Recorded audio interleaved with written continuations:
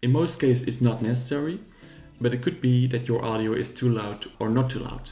Well, in that case, we got a tool for that, a built-in tool called the audio graph. Using the audio graph. The audio graph is a tool on the right of the timeline. From here you could see if your music or audio is too loud or just fine.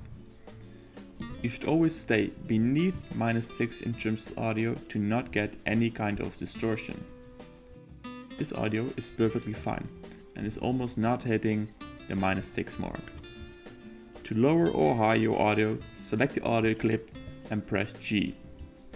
Or right click and press on audio gain.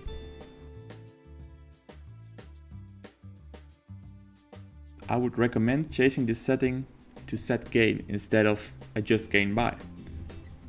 In this case, I would just type in -6. So for some audio you might need a little more or less depending on how it's recorded. Then press OK.